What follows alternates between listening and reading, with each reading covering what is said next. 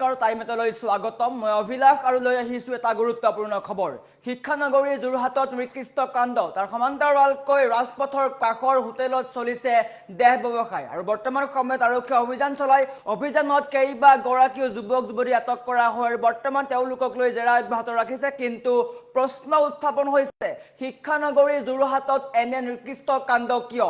বৰ্তমান সময়ত ডাঙৰ খবৰ প্ৰশ্ন উত্থাপন হৈছে আৰক্ষীয়ে তদন্ত অব্যাহত ৰাখিছে 7 গৰাকী যুৱতী আৰু 8 জন যুৱকক বৰ্তমান সময়ত আটক কৰিছে কিন্তু ডাঙৰ প্ৰশ্ন উত্থাপন হৈছে শিক্ষানগৰী যোৰহাটত দেহ ব্যৱসায়ৰ দৰে ঘটনা কেনেকৈ সংঘটিত হৈছে আৰু এই ঘটনাৰ সন্দৰ্ভত সবিশেষ লৈ অহাৰ চেষ্টা কৰিছো জনাই আছো টাইম 8 বিগ ব্ৰেকিং ডাঙৰ খবৰ শিক্ষানগৰী যোৰহাটত নিকৃষ্ট কাণ্ড যি কাণ্ড শুনিলে আপুনিও লজ্জানত অনুভৱ কৰিব পোহৰলৈ আহিছে অনৈতিক ব্যৱসায় এটা ডাঙৰ ব্যৱসায় দেহ ব্যৱসায়ৰ দৰে অনৈতিক কাৰ্যকলাপ পোহৰলৈ আহিছে আৰক্ষীৰ হাতত বৃহৎ দেহ ব্যৱসায়ী চক্ৰ উৎখাত আৰক্ষী অভিযান চলাইছে আৰু অভিযানৰ অন্তত আটাইকে আটক কৰিছে 37 নং ৰাষ্ট্ৰীয় ঘাইপথৰ কাষৰ অৰবিট হোটেলত আৰক্ষীৰ অভিযান হোটেলৰ পৰা আপত্তিজনক অৱস্থাত 7 যুৱতী সহ 8 যুৱকক আটক কৰিছে দীৰ্ঘদিনৰে পৰা হোটেলখনত সুপৰিকল্পিতভাৱে চলি আহিছিল অবৈধ দেহ ব্যৱসায় হাতেলুতে ধৰা পৰিছে 15 গৰাকী যুৱক যুৱতী আৰু বৰ্তমান তেওঁলোকক জেৰা অব্যাহত ৰখাইছে পেগু উপাধিৰ কুখ্যাত মহিলাৰ নেতৃত্বত চলিছিল সমগ্ৰ চক্ৰটো এটা বৃহৎ চক্ৰ শিক্ষানগৰী যোৰহাটত বিভিন্ন সময়ত এনে চক্ৰ দেখিবলৈ পোৱা যায় স্থানীয় সচেতন মহলৰ তীব্ৰ ক্ষোভ যোৰহাটৰ শৈক্ষিক সমাজৰ মাজত তথা সচেতন মহলৰ মাজত ক্ষোভ দেখিবলৈ পোৱা গৈছে আটকাধীন আটাইকে থানালৈ নি তদন্ত কৰিছে আৰক্ষীয়ে ইয়াৰ দৃশ্যাংশ দেখুৱাই আছো এক্সক্লুচিভ দৃশ্যাংশ এনেকৈ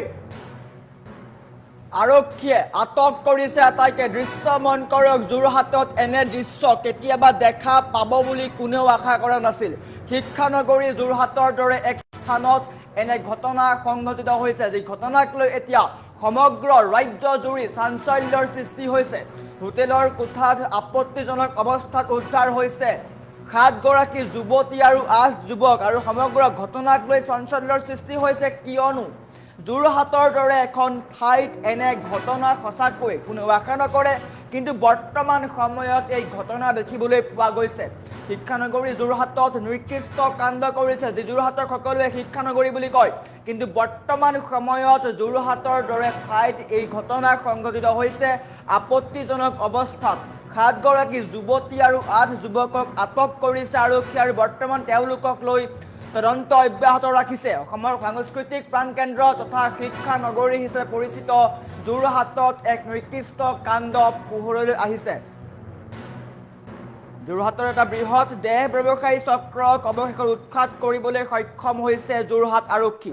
37 নং ৰাষ্ট্ৰীয় ঘাইপথৰ কাষতে লাগি থকা অৰবিট নামৰ এখন হোটেলত নিশা আৰক্ষী অভিযান চলায় আৰু এই অভিযান কালতে হোটেলখনৰ পৰা আপত্তিজনক অৱস্থাত 7 গৰাকী যুৱতীৰ লগতে 8 জন যুৱকক আটক কৰে আৰক্ষীয়ে স্থানীয় ৰাইজৰ অভিযোগ অনুসৰি শিক্ষানগৰীখনৰ এই হোটেলখনত দীৰ্ঘদিনৰ পৰাই সুপৰিকল্পিতভাৱে এক চলি আহিছিল অবৈধ দেহ ব্যৱসায় এক বিশেষ সূত্ৰৰ খবৰৰ ভিত্তিত আৰক্ষীয়ে নিশা অতৰ্কিতে হোটেলখন ঘেৰি ধৰে আৰু হাতেলুতে ধৰা পেলাই 15 গৰাকী যুৱক যুৱতীক জানিব পৰা মতে পেগু উপাধিৰ এগৰাকী মহিলাৰ নেতৃত্বত সমগ্ৰ অঞ্চলটোত এই কুখ্যাত চক্ৰটোৱে খোপনি পুতিছিল যোৰহাটৰ বিভিন্ন স্থানত এই চক্ৰটোৱে খোপনি পুতিছিল অকল এই হোটেলখন বুলিয়ে নহয় বিভিন্ন হোটেল বা বিভিন্ন ঠাইত এই চক্ৰটোৱে খোপনি পুতিছিল আৰু বৰ্তমান আৰক্ষীয়ে আটাইকে আটক কৰিবলৈ সক্ষম হৈছে পবিত্ৰ শিক্ষানগৰীত এনেধৰণৰ অনৈতিক কাৰ্যকলাপ গঢ়ি উঠাক লৈ এতিয়া তীব্ৰ ক্ষোভ প্ৰকাশ কৰিছে স্থানীয় সচেতন মহলে বৰ্তমান আৰক্ষীয়ে আটক কৰা আটাইকেইগৰাকী যুৱক যুৱতীক থানালৈ আনি ঘটনাৰ সন্দৰ্ভত জেৰা অব্যাহত ৰাখিছে এটা প্ৰশ্ন উত্থাপন হৈছে চক্ৰটোৰ লগত আৰু কোন কোন জড়িত কিয়নো শিক্ষানগৰীৰ দৰে এখন পবিত্ৰ ঠাইত এই ধৰণৰ কাণ্ড সংঘটিত হৈ আহিছে বিভিন্ন সময়ত যোৰহাটত এনে ঘটনা দেখিবলৈ পোৱা যায় কিন্তু বৰ্তমান সময়ত প্ৰশ্ন উত্থাপন হৈছে শিক্ষানগৰী যোৰহাটত এনে ঘটনা সঁচাকৈ নিন্দনীয় সঁচাকৈ নিকৃষ্ট দেহ ব্যৱসায়ী চক্ৰ বৰ্তমান উৎখাত কৰিছে আৰক্ষীয়ে কিন্তু প্ৰশ্ন উত্থাপন হৈছে প্ৰশাসনক লৈও প্ৰশ্ন উত্থাপন হৈছে প্ৰশাসনৰ তৎপৰতাত কেনেকৈ এনে ধৰণৰ ঘটনা হ'বলৈ পালে ৰাষ্ট্ৰীয় ঘাইপথৰ কাষৰ হোটেলত বেয়া ব্যৱসায়ী চক্ৰই খোপনি পুতিছিল যাৰ ফলস্বৰূপে বৰ্তমান এই দৃশ্যসমূহ দেখুৱাই আছো এনেকৈ 7গৰাকী যুৱতী আৰু 8জন যুৱকক আটক কৰিছে এক বৃহৎ চক্ৰ যি চক্ৰক লৈ এতিয়া যোৰহাটৰ শৈক্ষিক সমাজ সচেতন মহল বৰ্তমান চিন্তাত পৰিছে বিশেষকৈ যুৱ প্ৰজন্মক লৈ এতিয়া চিন্তাত পৰিছে কিয়নো শিক্ষাৰ নগৰী বুলি যাক কোৱা হয় যোৰহাটৰ পৰিৱেশত এতিয়া এনে চক্ৰই খোপনি পুতিছে যোৰহাটৰ বিভিন্ন স্থানত এনে চক্ৰই খোপনি পুতিছে আৰু বৰ্তমান আৰক্ষীয়ে সকলোকে আটক কৰিছে আৰু আৰক্ষীয়ে আটাইকে জেৰা অব্যাহত ৰাখিছে আৰু চিন্তনীয় বিষয় আৰু লক্ষণীয় হ'ব আগন্তুক সময়ত এই চক্ৰটোৰ লগত কোন কোন জড়িত হৈ আছে সেয়া কিমান সোনকালে বা অতি শীঘ্ৰে ধৰা পেলাবলৈ সক্ষম হয় নে নহয় তাৰ সমান্তৰালকৈ এতিয়া প্ৰতিগৰাকী সচেতন মহলে বা প্ৰতিগৰাকী শৈক্ষিক সমাজৰ নাগৰিকে ধিক্কাৰ জনাইছে যোৰহাটৰ দৰে এখন পবিত্ৰ স্থানত এনে ঘটনা সঁচাকৈয়ে নিন্দনীয় আমাৰ ওচৰত আৰক্ষীৰ ভাষ্য আছে আৰক্ষীয়ে কি কৈছে ঘটনাক লৈ আমি দেখুৱাৰ চেষ্টা কৰিম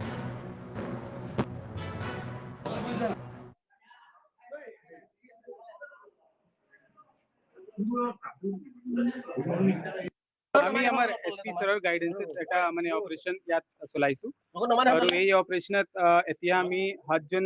মহিলাগৰাকী ইয়াত মানে পাইছোঁ আৰু এতিয়া আমি এজ পাৰ আমি তেওঁলোকে ভিক্টিমে ট্ৰিট কৰি আছোঁ যেতিয়ালৈকে আমাৰ ইনভেষ্টিগেশ্যন কমপ্লিট নহ'ব যেতিয়ালৈকে আমি আৰু এভিডেন্স নাপাম তেতিয়ালৈকে আমি তেওঁলোকে ভিক্টিম ট্ৰিট কৰি আছোঁ আৰু কিবা হ'লে আমি আইনমতে প্ৰচিডিং আমাৰ আগবঢ়াম সেইটো কিবা হ'ব পাৰে আমি এতিয়া আমাৰ চিজাৰ চলি আছে যি বস্তু আমি চিজাৰত পাম আমি অনাৰেবল কোৰ্টক প্ৰডিউচ কৰিম অনাৰেবল কোৰ্টে ডিচাইড কৰিব কি মানে ট্ৰু কি ফলছ সেইটো আমি এতিয়া ক'ব নোৱাৰে আমি সেইটোৱে কৈ আছোঁ আমি তেওঁলোকে এজ এ ভিক্টিম ট্ৰিট কৰি আছোঁ যেতিয়া আমি তথ্য পাম এভিডেন্স আৰু পাম সেই মতে আমি আমাৰ ইনভেষ্টিগেশ্যন আগবঢ়াম 7জন জেন্টছ এতিয়াতো আমি ছাছপেক্টেড 8জন আছে কিন্তু মানে হ'ব পাৰে তেওঁলোকে ছাছপেক্ট মানে নহ'ব পাৰে আমি আমাৰ ইনভেষ্টিগেশ্যন ৰিভিল কৰিব কোনে কি কৰি আছে এইটো আমি ইনফৰমেশ্যন পালোঁ আমি ৰিজনেবল আমাক ছাছপিশ্যন আছিলে তেতিয়া আমি ইয়াৰ পৰা সেইটোৱে সেইকাৰণে আমি ৰেড মাৰিছোঁ কিন্তু আপুনি মানে সোনকালে গম নাপাব কি সত্য কি মিছা আমি ইনভেষ্টিগেশ্যনত গম পাম কি সত্য কি মিছা এতিয়া আমি আমাৰ ডাউট আছিলে ৰিজনেবল ডাউট আছিলে আমি ইনফৰমেশ্যন পালোঁ আমি ল মতে ইয়াত প্ৰচিড কৰিম হা সেইটো পালোঁ আমি এইটো কিমান দিনৰ পৰা চলি আছিলে আপোনালোকে সেইটো আমি এতিয়া ক'ব নোৱাৰোঁ যেতিয়া ইনভেষ্টিগেশ্যন আগবাঢ়িব তেতিয়া আমি আপোনালোকে হা এতিয়া হা তেওঁলোকে আমি ইয়াৰ পৰা লৈ গৈছোঁ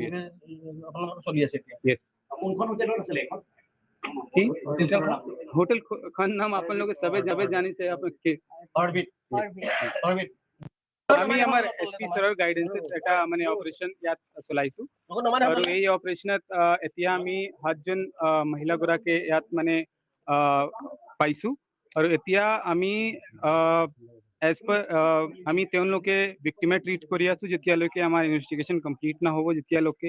আমি আৰু এভিডেন্স নাপাম তেতিয়ালৈকে আমি তেওঁলোকে ভিক্টিম ট্ৰিট কৰি আছোঁ আৰু কিবা হ'লে আমি আইনমতে প্ৰচিডিং আমাৰ আগবঢ়াম সেইটো কিবা হ'ব পাৰে আমি এতিয়া আমাৰ চিজাৰ চলি আছে যি বস্তু আমি চিজাৰত পাম আমি অনাৰেবল কোৰ্টক প্ৰডিউচ কৰিম অনাৰেবল কোৰ্টে ডিচাইড কৰিব কি মানে ট্ৰু কি ফলছ সেইটো আমি এতিয়া ক'ব নোৱাৰে আমি সেইটোৱে কৈ আছোঁ আমি তেওঁলোকে এজ এ ভিক্টিম ট্ৰিট কৰি আছোঁ যেতিয়া আমি তথ্য পাম এভিডেন্স আৰু পাম সেই মতে আমি